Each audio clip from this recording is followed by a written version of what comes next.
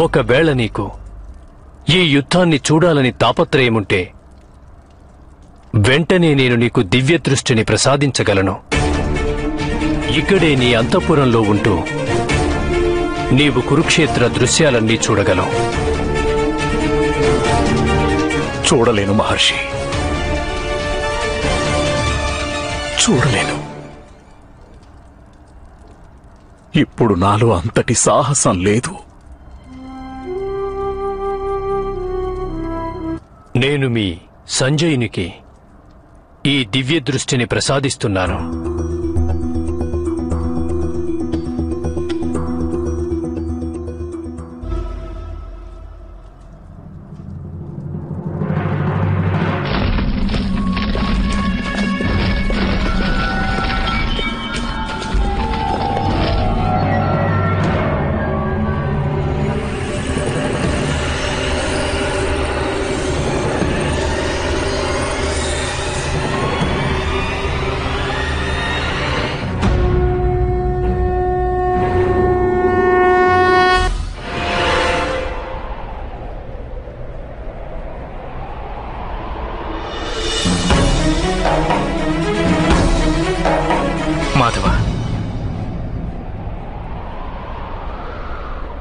మాధవ, నేను శంఖాన్ని పూరించకముందే ఇరుపక్షాల సైన్యాన్ని కళ్ళారా దర్శించాలనుకుంటున్నాను. రథాన్ని ఇరు సైన్యాల మధ్యకు తీసుకువెళ్ళండి.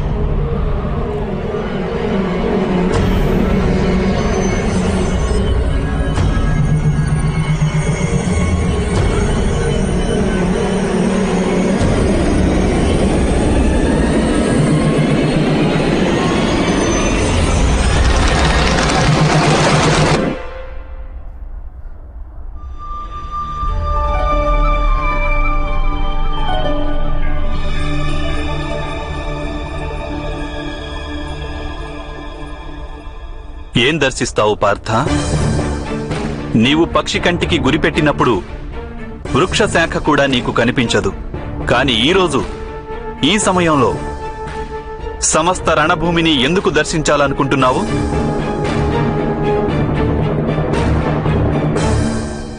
ప్రతిపక్ష సేనను పరీక్షించాలనుకుంటున్నాను మాధవ. మన సేనను కూడా ఒకసారి చూడాలని ఉంది.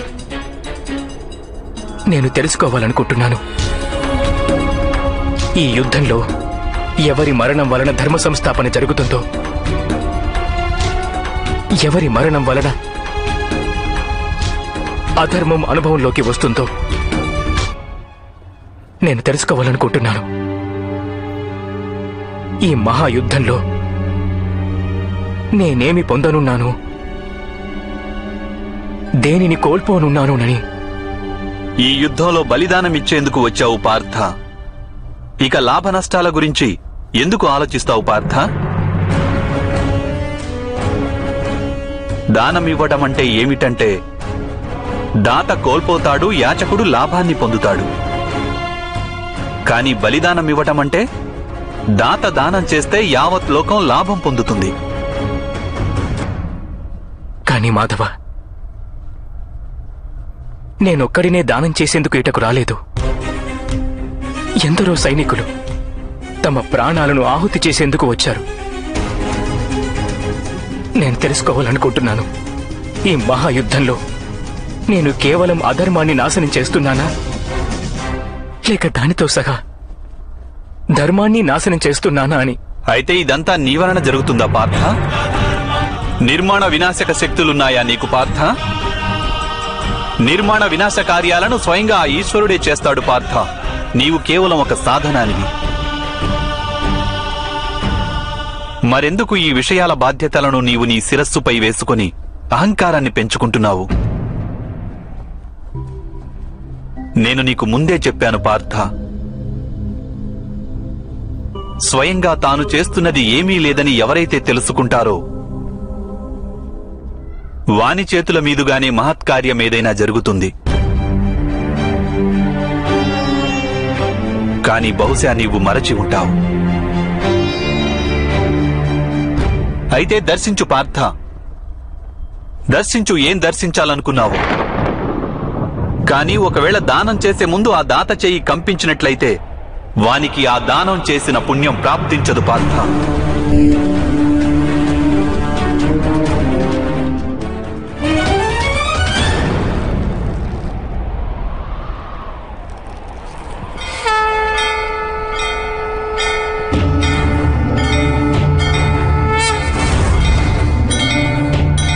ఇక్కడ యువరాజు దుర్యోధనుడున్నాడు. జ్ఞాపకం చేసుకో పార్థ, పాంచాలిని దాసిగా మార్చి ద్యూత సభకు ఈడ్చుకురమ్మని ఆదేశం ఇచ్చినది ఈ దుర్యోధనుడే. దుశ్శాసన, వెళ్ళి ఆ దాసి ద్రౌపదిని సభలోనికి తీసుకునిరా. ఆ తలబిరుసు స్త్రీ నా ఆదేశాన్ని స్వీకరించనంటే నీవు తనను జుట్టు పట్టుకుని ఈడ్చుకుంటూ ఇక్కడికి తీసుకునిరా.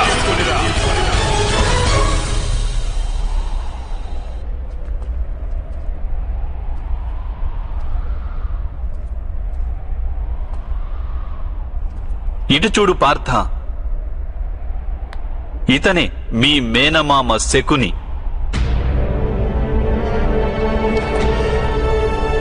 నేడు వీని చేతిలో కరవాలముంది, కాని వంచనతోనే సంహరించాలని ప్రయత్నిస్తుంటాడు సదా.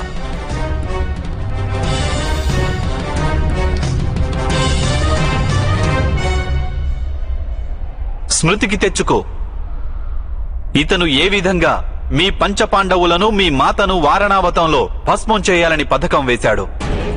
వారణావర్తంలోని భవనంలో మన 5 శత్రువులు ఏకీకృతమవుతారు. ఆ భవనంలోనే నీకు యువరాజసూయ యజ్ఞం జరుగుతుంది.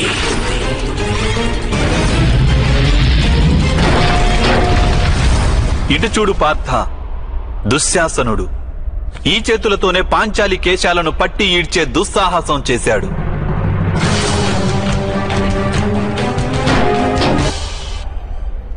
మహితాత్ముడు గురుద్రోణులను చూడు, మౌనంగా ఉండి పాంచాలికి పరాభవం జరుగనిచ్చారు. అక్కడున్న అశ్వత్థామను చూడు, జ్ఞాపకం చేసుకో ఎటువంటి అపశబ్దాలను ప్రయోగించాడో వాడు ఆనాడు. ఆమెకు 5 పురుషులతో సంబంధం ఉంది కనుక ఈ స్త్రీని నా తోబుట్టువు అనేందుకు నాకు సిగ్గుగా ఉంది. ఇప్పటికీ నీ మనస్సు ప్రతీకారంతో జ్వలించడం లేదా పార్థ? ఇప్పటికైనా న్యాయం కోసం నీ మనస్సు తప్పించడం లేదా? ఇప్పటికీ శస్త్రాన్ని సంధించాలన్న సంకల్పం కలగడం లేదా నీ మనస్సులో? ఇక ఇప్పుడు యుద్ధం అనివార్యం అనిపించడం లేదా?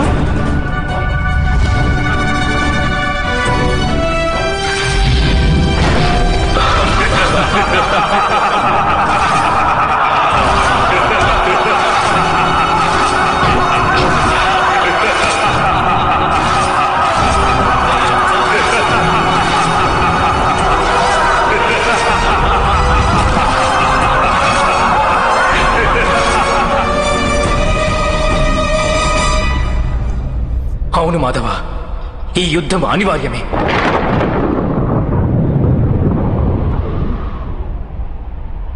ఇప్పుడు ఈ యుద్ధం నీవు అనివార్యమంటున్నావు.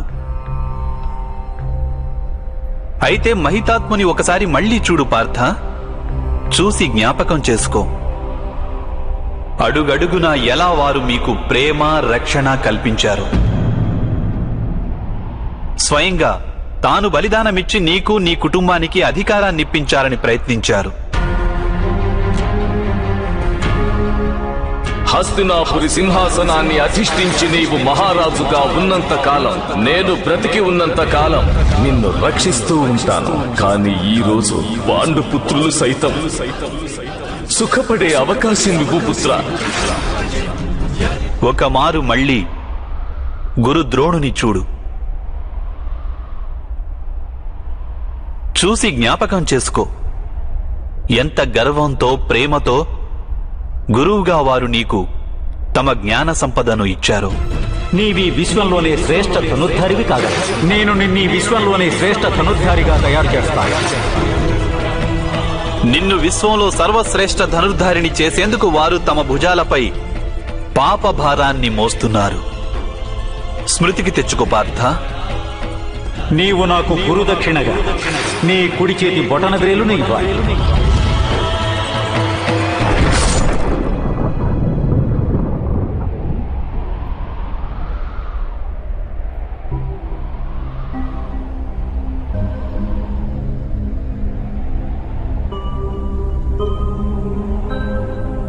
ఇక అటువైపు వికర్ణుని కూడా చూడు. కేవలం తనొక్కడే నాడు ద్యూత సభలో అన్యాయాన్ని ఎదిరించే సాహసం చేశాడు. యుద్ధంలో ఒకవేళ రాజులు ఓడిపోతే వారు శస్త్రాన్ని త్యజించక తప్పదు. కానీ ఒక స్త్రీని ఇలా వివస్త్రను చేయడం న్యాయం కాదు. యోధుడు నిశస్త్రుడు కావడానికి, స్త్రీ వివస్త్ర కావడానికి భేదముంది అగ్రజ. ఇక ఈ ద్రుపద కుమారి కురు వంశానికి కులవధువు. ఇది కాదనలేము. వీరందరూ వధించదగిన వారా పార్థ? లేదు మాధవ,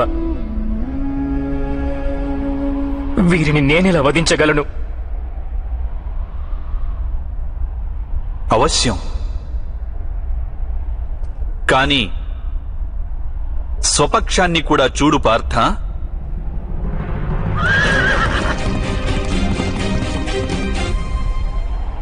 ఇప్పుడు నీ పక్షాన్ని కూడా చూడు పార్థ. మీ అగ్రజుడు యుధిష్ఠిరుడు, సోదరుడు భీముడు, నీ అనుజులను చూడు. నీ పుత్రులను, మీ సోదరుల పుత్రులను చూడు. వీరిలో అనేకులు మృతి చెందుతారు ఈ యుద్ధంలో. వీరందరూ మరణించే అవకాశం ఉందని తెలిసి నీ హృదయం కంపించడం లేదా పార్థ? ఇప్పుడు ఒక విషయం ఆలోచించు. బావ దుర్యోధనుని దోషమేముంది? ఒకవేళ వానికి రాజ్యకాంక్ష అనేది ఉంటే, వాని మాత ముందుగా గర్భం ధరించిన విషయం సత్యం. దుశ్శాసనుడు పాంచాలిని వివస్త్రను చేయజూసి అపరాధం చేశాడు. ఒకవేళ అది అపరాధమైతే నీవు కూడా మీ అగ్రజుని ఆదేశాన్ని మన్నించి నీ భార్యకు అవమానం జరగనిచ్చావు. అయితే అది అపరాధం కాదా? మహితాత్ములు తన ప్రతిజ్ఞ ఎక్కువ ముఖ్యమని భావించారు. తమ కులవధువు గౌరవానికి తక్కువ ప్రాముఖ్యమిచ్చారు. అయితే అది అధర్మం కాదా? నీ జ్యేష్ఠ సోదరుడు యుధిష్ఠిరుడు తాను నమ్మినటువంటి ధర్మాన్ని నిర్వర్తించేందుకు నాడు ద్యూత సభలో పాల్గొన్నాడు. అయితే అది అధర్మం కాదా?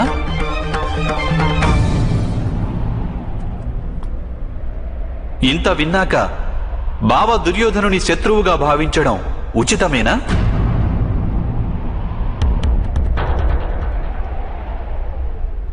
నీకు మీ పక్షాన ధర్మం కనిపిస్తున్నదా పార్థ? నా మతి మందగించింది మాధవ.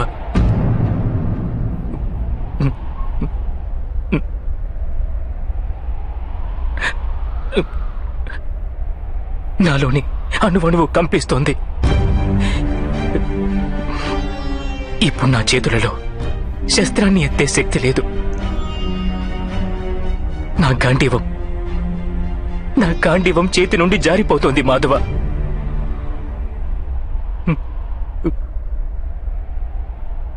నాకు కేవలం భయానక వినాశనమే కనిపిస్తోంది. కేవలం భయానక వినాశనం.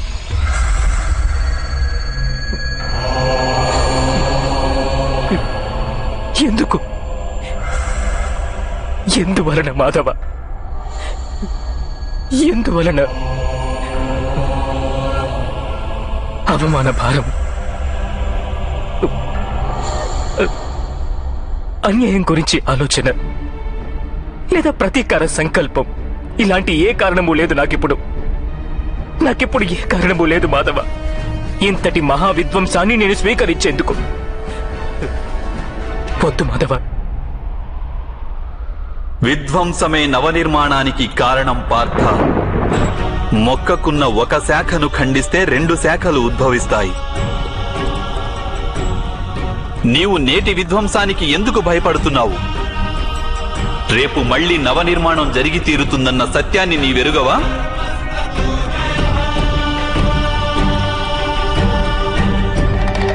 క్లైబ్యం మాస్మగమః పార్థ నైతత్వయుపపద్యతే. ఈ నపుంసకత్వం నీకు శోభించదని గుర్తించు. యుద్ధం చేయడమే నీ కర్తవ్యం పార్థ. శస్త్రాన్ని సంధించు.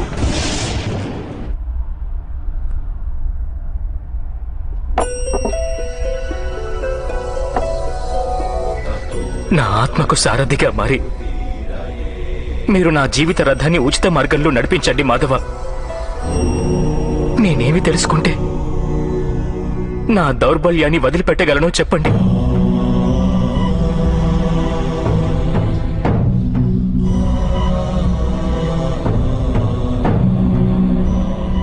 లే పార్థ,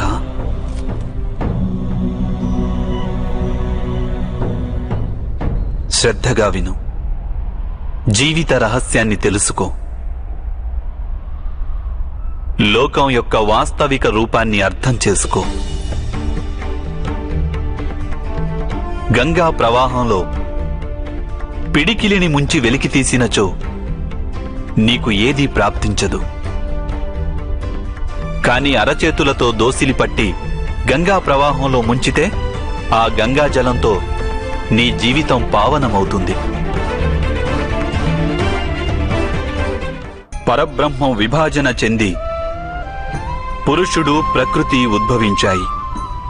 అప్పుడు పురుషుడు అంటే పరమాత్ముని అంశ ఆత్మగా మారి ప్రకృతిలోని ప్రతి వస్తువులోనూ నివసించడం జరిగింది. ఆ ఆత్మను మోహం, అంధకారం ఆవరించాయి పార్థ. ఆ మోహ నిద్ర నుండి జాగృతమై తనని తాను పరమాత్ముని అంశగా తెలుసుకోవడమే ఆత్మ యొక్క కర్తవ్యం, ఉద్దేశ్యం. అదే జీవన కార్యం. కాని మాధవ, ఒకవేళ ప్రతి ఆత్మ పరమాత్మ అంశ అయితే మరి ఉన్నతి అధోగతి స్వయంగా పరమాత్మే చేస్తున్నాడా? బురదలో పడిన రత్నం ఏ విధంగా ప్రకాశించదో అదే విధంగా ప్రకృతిలోని 24 పదార్థాల నుండి వేరైన ఆత్మ అది ఒక పరమాత్మ అంశే అనే సత్యాన్ని విస్మరిస్తుంది. ఆత్మలు ఎక్కువ శాతం తమ దేహాన్నే సర్వస్వంగా భావిస్తాయి. తాము దేహానికి భిన్నమని అవి తెలుసుకోలేకపోతాయి. శరీరానికి కలిగే సుఖం, దుఃఖం, రుచి, వాసన ఇత్యాది అనుభవాలను అవి తమ అనుభవాలని భావిస్తుంటాయి. అసలు మార్పు కోసం ప్రయత్నం కూడా చేయవు.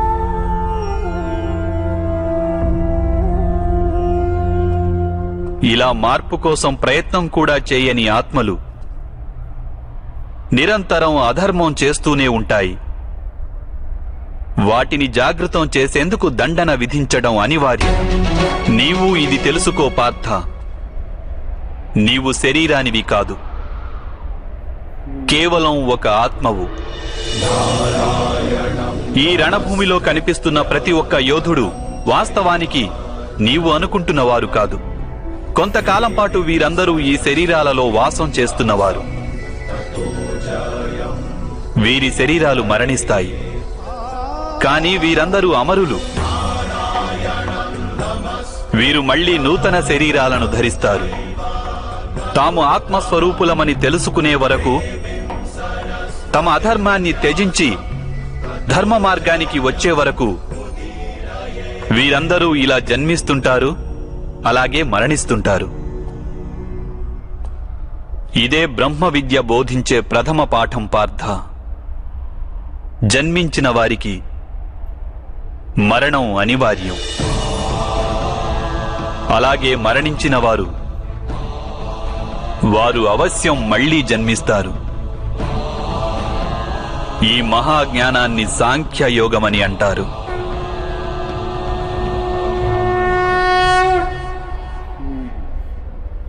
ధర్మం అధర్మం అంటే ఏమిటి మాధవ? ఏ మార్గాన్ని అనుసరించి మనిషి తాను ఆత్మస్వరూపుడనని గుర్తిస్తాడో, పరమాత్ముని అంశగా ఉద్భవించానని తాను తెలుసుకుంటాడో, ఆ మార్గాన్నే ధర్మమని అంటారు. ఎప్పుడు మనిషి తనను తాను పరమాత్మ స్వరూపునిగా అర్థం చేసుకుంటాడో అప్పుడు సృష్టియే పరమాత్మయని, పరమాత్మయే సృష్టి అని వానికి అనుభవగతం కాగలదు. సృష్టికి పరమాత్మకు ఏ భేదమూ లేదు.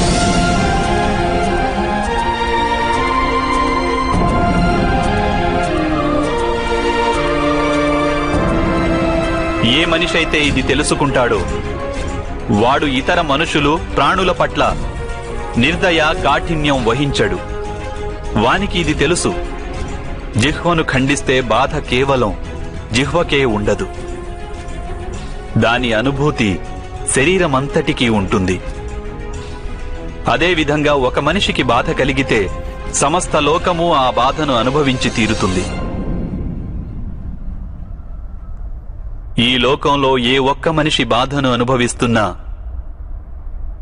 ఈ ప్రపంచంలో ఏ ఒక్కరూ సంపూర్ణ సుఖాన్ని అనుభవించలేరు. కరుణతో నిండిన మనస్సు ఏ కార్యమైతే చేయాలనుకుంటుందో దానినే ధర్మమంటారు. అంటే అధర్మం అనేది అజ్ఞానానికి మారుపేరా? అయితే మరి అజ్ఞానుల పట్ల దయ చూపడం అవసరం కదా? దండించడంలో అర్థమేమిటి?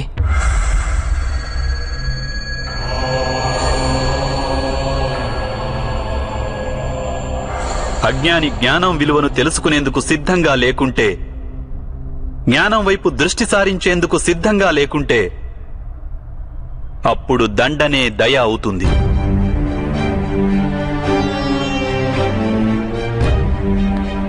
వాని పట్లనే కాదు, ఇతరుల పట్ల కూడా అవుతుంది.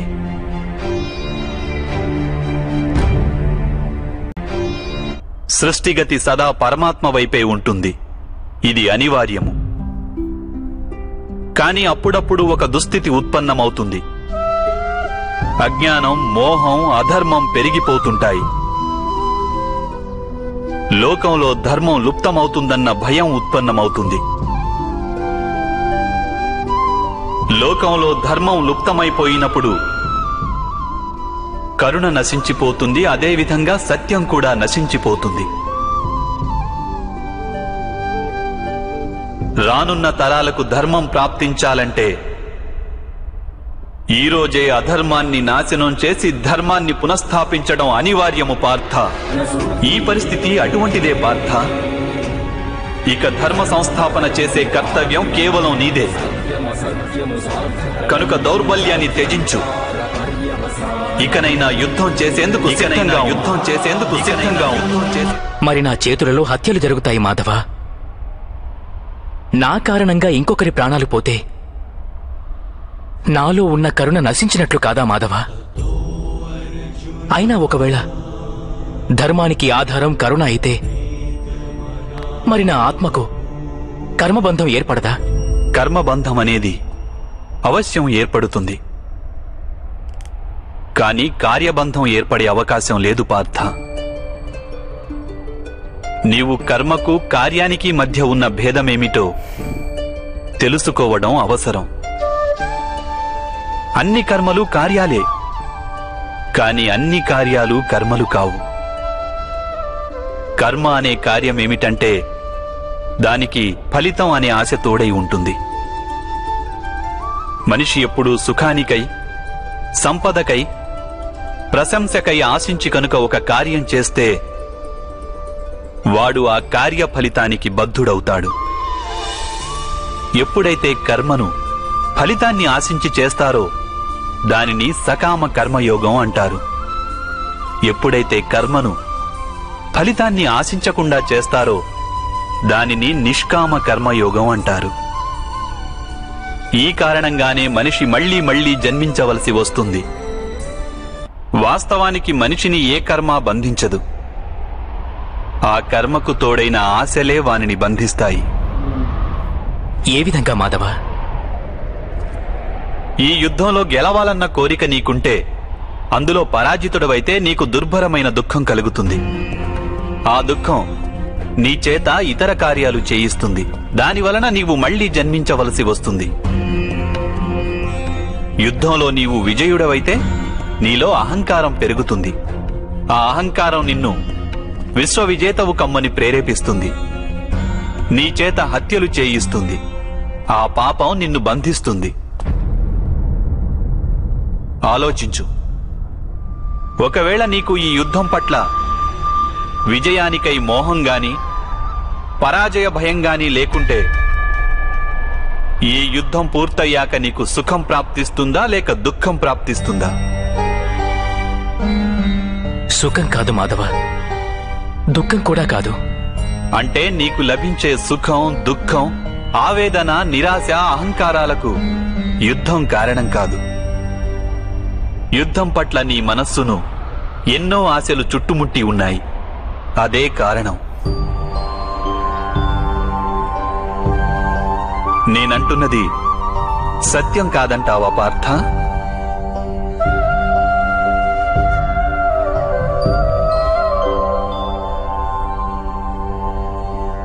సుఖ దుఃఖే సమే కృత్వా లాభాలాభౌ జయాజయౌ తతో యుద్ధాయ యుజ్యస్వ నైవం పాప మవాప్స్యసి.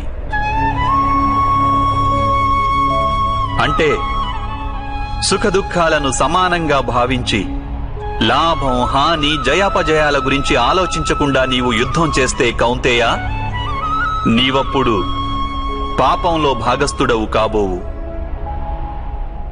దీనినే కర్మయోగం అంటారు. కాని మాధవ, ఒకవేళ కార్యబంధం నిశ్చితమైతే లౌకిక జీవితాన్ని విడిచి సన్యాసం తీసుకోవడం ఉచితం కాదా? ఈ ఆలోచన పర్యవసానంగానే ఈ రోజున యుద్ధం జరుగుతోంది పార్థ. ఆలోచించు.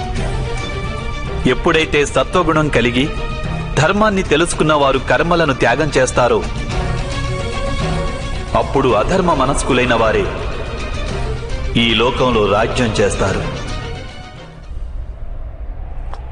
ఒకవేళ మహితాత్ములు లౌకిక జీవితాన్ని త్యజించి ఉండకుంటే ఈరోజు అధర్మం ఇంతగా పెరిగేది కాదు.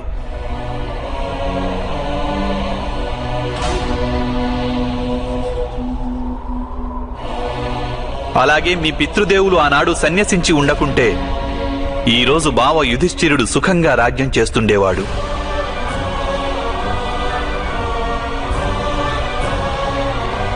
అలాగే తన ప్రజలకు న్యాయం, ధర్మం గురించిన జ్ఞానాన్ని అందించేవాడు. కానీ బాధాకరమైన విషయం ఏమిటంటే సత్వగుణం నిండిన వారే లోకానికి లాభం చేకూర్చగలరు. కానీ వారే సన్యసించాలని ఆలోచిస్తారు.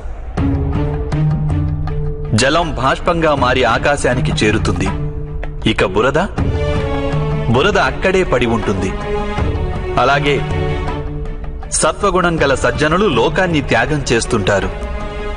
ఇక తమస్సులో ఉన్న అధర్మపరులు లోకంలోని కార్యాలు చేస్తుంటారు. ఈ కారణంగానే లోకంలో పాపం, అధర్మం పెరుగుతుంటాయి.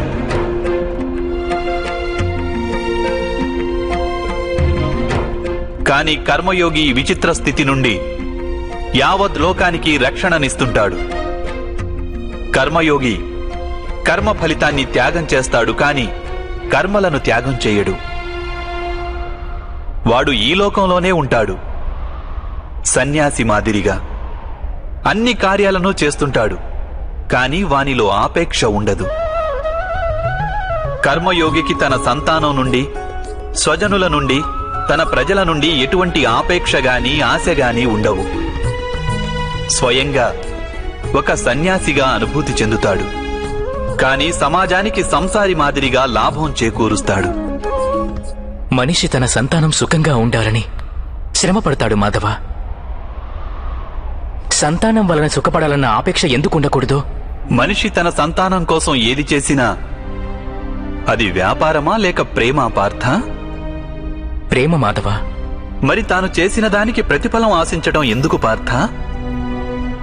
భవిష్యత్తులో లాభం కోసం వ్యాపారంలో ఎదురు చూస్తారు, ప్రేమలో కాదు.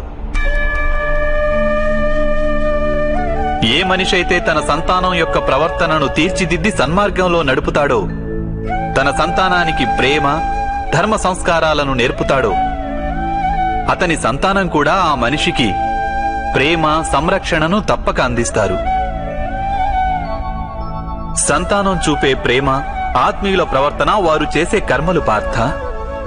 ఒకరికి మరొకరి కర్మలపై ఎటువంటి అధికారము ఉండదని తెలుసుకో.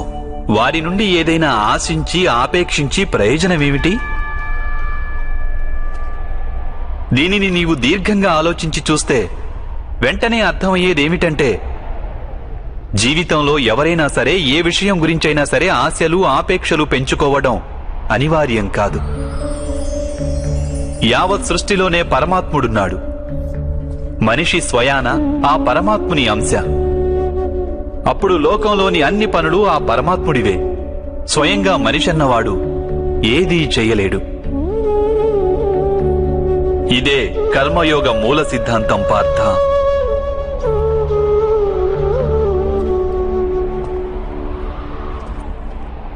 ఇప్పుడు నీవు కూడా కర్మయోగిగా మారి ఈ యుద్ధం చెయ్యక తప్పదు పార్థ.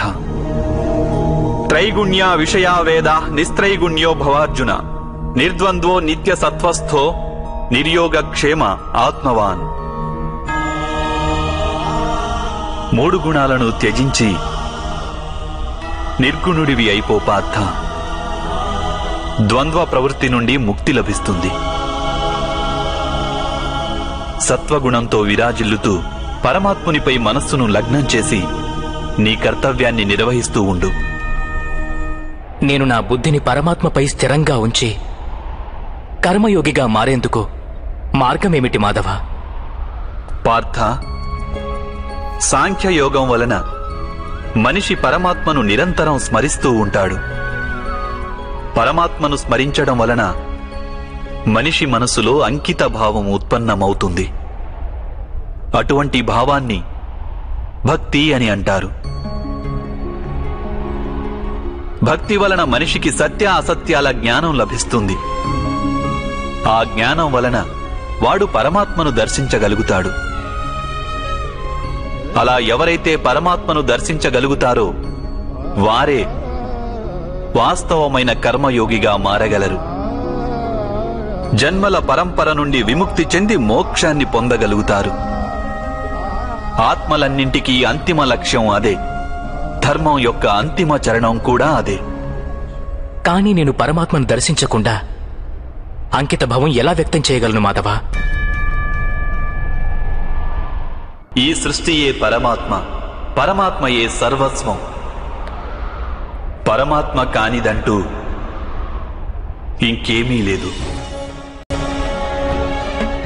ఎవరు తమ ఆత్మను దర్శించగలుగుతారో వారే పరమాత్మను దర్శించగలుగుతారు. ఏ విధంగా ఉప్పులోని ఒక కణానికున్న రుచి మహాసముద్రపు నీటి రుచికి భిన్నమైనది కాదో, అదేవిధంగా నీ ఆత్మను నీవు దర్శించడం పరమాత్మ దర్శనానికి భిన్నమైనది కాదు.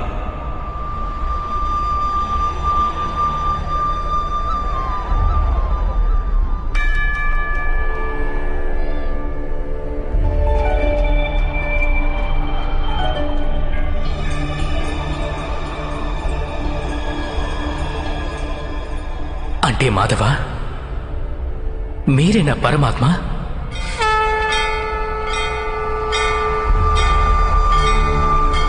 అవును పార్థ, నేను పరమాత్మను. నీవు కూడా పరమాత్మవే పార్థ. కానీ నీవు ఇప్పటికీ జాగృతం కాలేదు. నేను ఈ రహస్యాన్ని తెలుసుకున్నాను. అయితే మాధవ, మీ పట్ల అంకిత భావం ఉంటే ఈశ్వరుని పట్ల అంకిత భావం ఉన్నట్లే కదా? అవశ్యం. నా పట్ల ఉన్న అంకిత భావమే పరమాత్మ పట్ల అంకిత భావం. సర్వధర్మాన్ పరిత్యజ్య మామేకం శరణం వ్రజ. సర్వ జగతిని త్యాగం చేసి కేవలం నన్నే ఆశ్రయించు పార్థ. ఈ సకల లోకాన్ని నేనే. నేను ఈ లోకంలోని ప్రతి ఒక్క అణువును. నేనే సూర్యుడిని, నేనే చంద్రుడిని. ఈ నక్షత్రాలన్నీ నేనే, ఈ విశ్వంలోని గ్రహాలన్నీ నేనే. నేను సూర్యుని కంటే ముందు నుండి ఉన్నవాడిని, అలాగే ఒక మొక్కపై తొడిగిన మొగ్గ కన్నా నవ్యుడను నేను. ఈ మానవులందరూ నేనే. నేనే స్వర్గాన్ని నరకాన్ని ధారణ చేస్తున్న శక్తిని. నేనే దుర్యోధనుణ్ణి, అలాగే అర్జునుడిని కూడా నేనే. అది ఎలా సంభవం మాధవ? మీరు జన్మించటం పెద్దలు అనేకులు తమ జీవితకాలంలో చూశారు. మేము నవమాసాలు మోసి మీకు జన్మనిచ్చిన మీ మాత జీవించే ఉన్నారు. మీరు పురాతనులు, నాశనం లేనివారు ఎలా అవుతారు? నీవు శరీరాన్ని చూస్తున్నావు, కానీ నేను ఆత్మ గురించి మాట్లాడుతున్నాను. నేను అనేక జన్మలెత్తాను పార్థ. నేను అనేక అవతారాలను ధరించాను. ఎన్నో శరీరాలతో జన్మించాను నేను. అలాగే ఈ మట్టిలో కలిసిపోయాను.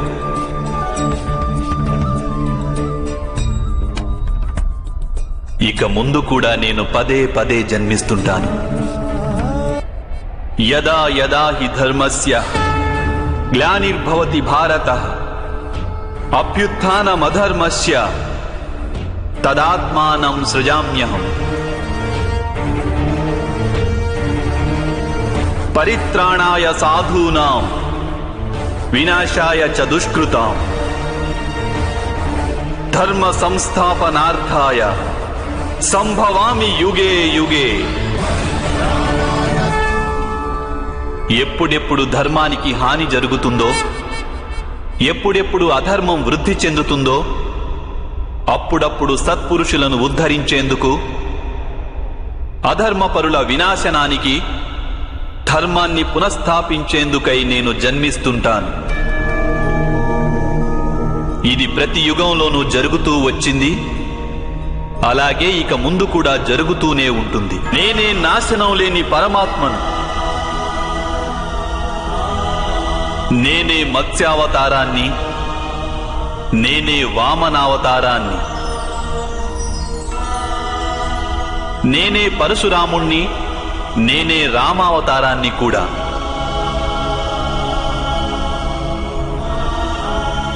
నేనే బ్రహ్మ విష్ణు మహేశ్వరులను,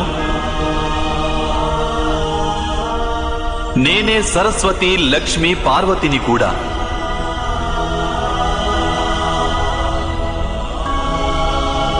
నేను పురుషుడను కాను, స్త్రీని కాను, నపుంసకుడిని కాను.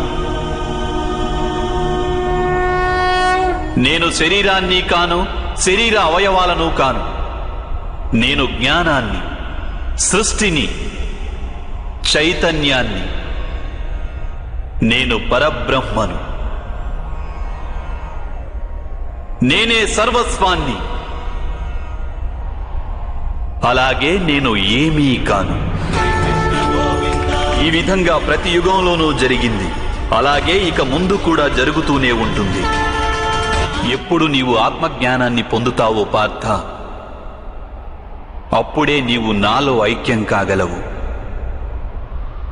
స్వయంగా నీవు కూడా నా మాదిరిగా నిన్ను నీవు పరమాత్మ స్వరూపంగా గుర్తించగలవు.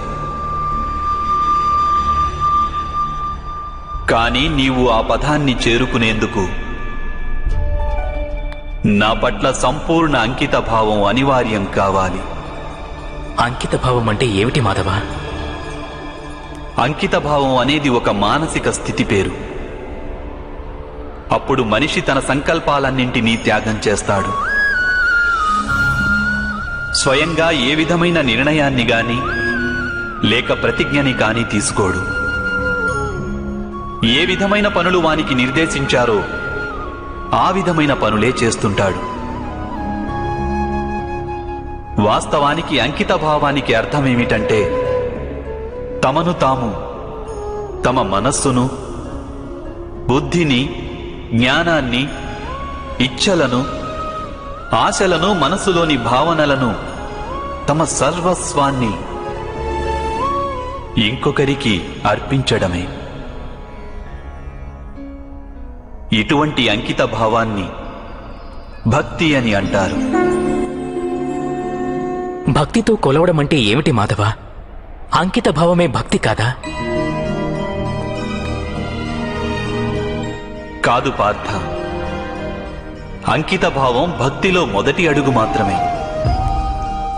వాస్తవానికి భక్తి అనేది ఒక కార్యం వంటిది కాదు, అది ఒక మనస్థితిని సూచిస్తుంది.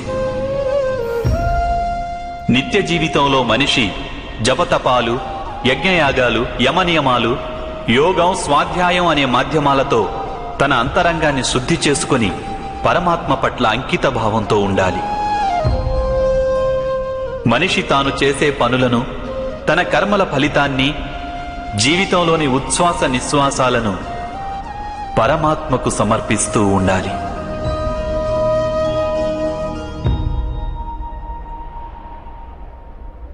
భక్తి కేవలం మనస్థితి అయితే జపాలు, తపాలు ఇత్యాదుల అవసరమేమిటి మాధవ? ఈరోజు శుభ్రం చేసిన పాత్ర ఎలా మళ్లీ మలినమవుతుందో అదేవిధంగా మనిషి మనస్సు పదే పదే పరమాత్మకు విముఖమైపోతుంటుంది. అందుకే అవి అవసరం. ఈ జపతపాలు, స్వాధ్యాయం ఇత్యాదుల మాధ్యమం ద్వారా మనిషి నిరంతరం తన జీవితాన్ని ఆ పరమాత్మకే అంకితం చేశానని గుర్తు చేసుకుంటాడు. ఏ ఒడ్డున మునక వేయాలన్నది ఇక్కడ ముఖ్యం కాదు. ఇక్కడ ముఖ్యమైనది మునక వేయడం. భక్తి యోగ సారం ఒక్కటే పార్థ. మనిషి పరమాత్మకు తన జీవితాన్ని అర్పణ చేసి పరమాత్మను భక్తితో కొలుస్తుండాలి. అలాగే సత్వగుణమనే సంపదను పదిలంగా దాచుకోవాలి. సత్వగుణ సంపద అని దేనిని అంటారు మాధవ? అహింస, సత్యం, క్రోధస్త్యాగ, శాంతి, పైశునం, దయా, భూతేష్వలోలత్వ, మార్ధవం, హ్రీరచాపలం, తేజ, క్షమాధృతి, అనిత భవంతి సంపదం దైవీం అభిజాతస్య భారత.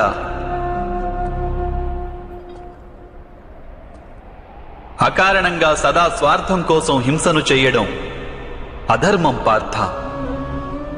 వాస్తవానికి అహింసయే పరమధర్మము. అహింసతో పాటు సత్యం, క్రోధం వహించకుండడం, త్యాగం, మనశ్శాంతి, నిందించకుండడం, దయాభావం, సుఖానికి ఆకర్షితుడు కాకుండడం, అకారణంగా ఏ కార్యము చేయకుండడం, తేజం, క్షమ, ధైర్యం, శరీర శుభ్రత, ధర్మానికి ద్రోహం చేయకుండడం, అహంకారం లేకుండా ఉండడం, ఈ గుణాలన్నింటినీ సత్వగుణ సంపద లేక దైవీక సంపదలని అంటారు. వీటి వలననే మనిషి పరమాత్మను అంటే నన్ను భక్తితో కొలుస్తాడు. తన జీవిత కర్తవ్యాన్ని నిర్వహిస్తాడు,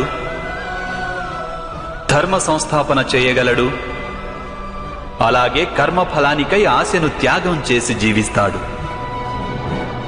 వానికి నేను నిస్సందేహంగా ఈ జన్మలో ఆనందాన్ని అందిస్తాను, మరణించిన పిమ్మట వానిని నాలో ఐక్యం చేసుకుంటాను. మీ వాస్తవ స్వరూపాన్ని నాకు దర్శించాలని ఉంది మాధవ.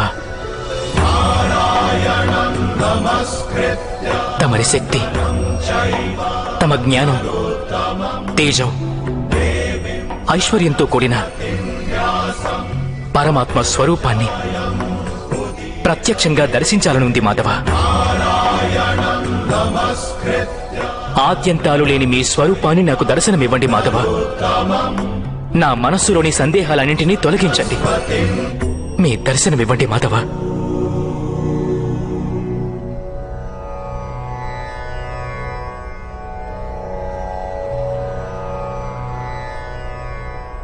దర్శించు పార్థ.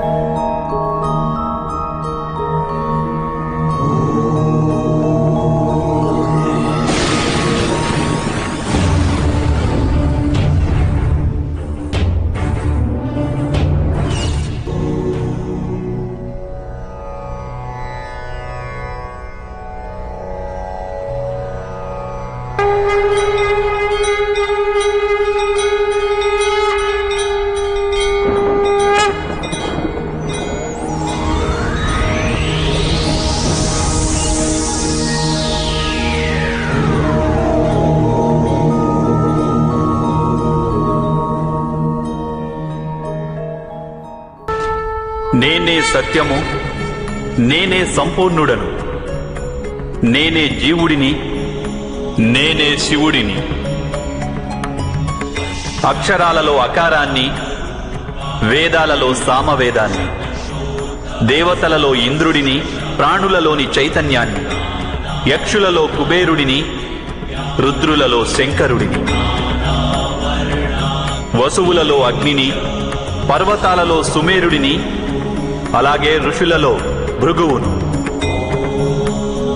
ధ్వనులలో ఓంకారాన్ని, యజ్ఞాలలో జపాన్ని, వృక్షాలలో అశ్వత్థ వృక్షాన్ని, బుద్ధిలోని స్మృతి, మేధ, ధృతి, అలాగే క్షమ నేనే అయి ఉన్నాను. కీర్తిని నేనై ఉన్నాను. గంధర్వులలో చిత్రరథుడను, దేవర్షులలో నారదుడిని, నేను మునులలో కపిలుడిని. అశ్వములలో ఉచ్చైశ్వాన్ని, ఏనుగులలో ఐరావతాన్ని, పశువులలో సింహాన్ని, పక్షులలో గరుడుణ్ణి, మనుష్యులలో రారాజును, శస్త్రాలలో వజ్రాన్ని, గోవులలో కామధేనువును, సర్పాలలో వాసుకిని, శేషనాగును, యమరాజును, వరుణదేవుడిని, అలాగే వాయువును కూడా నేనే అయి ఉన్నాను. శ్రీరామచంద్రుడిని, పవిత్ర గంగా నదిని, సృష్టిలో ఆది మధ్యాంతములను నేనే అయి ఉన్నాను. బ్రహ్మ విద్యను, మహాకాలుడిని, అలాగే బ్రహ్మను, ప్రభావాన్ని, విజయాన్ని, సత్వాన్ని, నిశ్చయుడిని, దండన, శక్తి, నీతి, మౌనం, అలాగే తత్వజ్ఞానాన్ని కూడా నేనే అయి ఉన్నాను. వాసుదేవుడను, అర్జునుడను, వేదవ్యాసుడను, నేను కానిదంటూ వేరొకటి లేనే లేదు. విశ్వంలో నేను లేని స్థానం అన్నది ఏదీ లేదు. నేనే కాలాన్ని, అలాగే నేనే జీవితాన్ని, మృత్యువును కూడా. ఇక్కడికి వచ్చిన వీరందరికీ మృత్యువుగా మారి నిలిచి ఉన్నాను.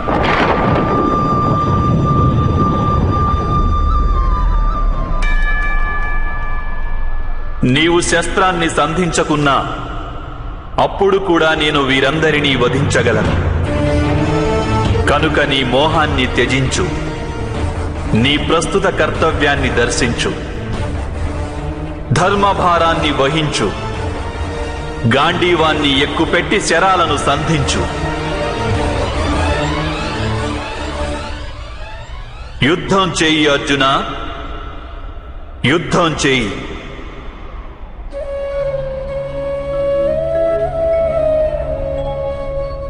హే మాధవ, హే మధుసూదన, ఈ రోజు నా మనసులోని సందేహాలన్నీ నశించాయి. కృపతో మీరు మనుష్య రూపాన్ని ధరించండి. మీ ప్రతి ఆదేశాన్ని నేను శిరసావహిస్తాను. కరిష్యే వచనం తవ.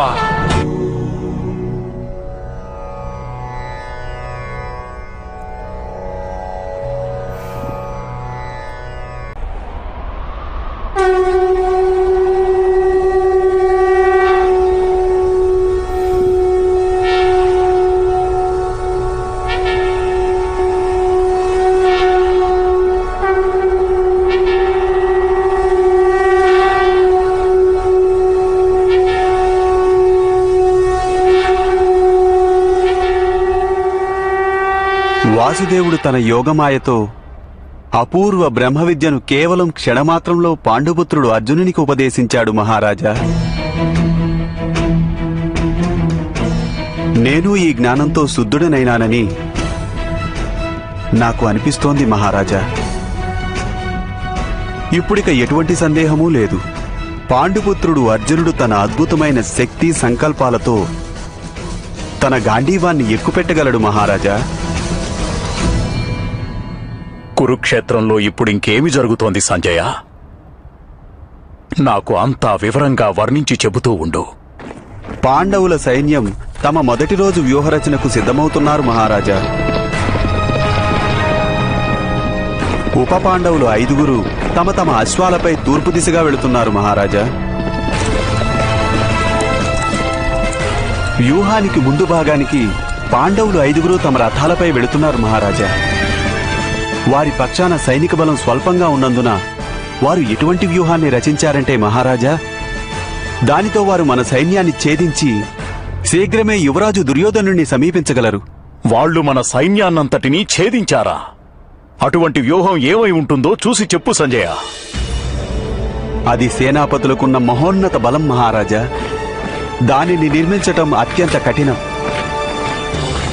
దానిని ఛేదించటం అన్నది మరింత కఠినమైనది. అది సాక్షాత్తు ఆ మహేంద్రుని ఆయుధం మాదిరి భయానకమైన వ్యూహం. వజ్ర వ్యూహం, వజ్ర వ్యూహం, వజ్ర వ్యూహం, వజ్ర వ్యూహం, వజ్ర వ్యూహం. పాండవులు వజ్ర వ్యూహాన్ని నిర్మించారు పితామహ. మీరు మన వ్యూహాన్ని రూపొందించమని సైనికులను ఆదేశించండి.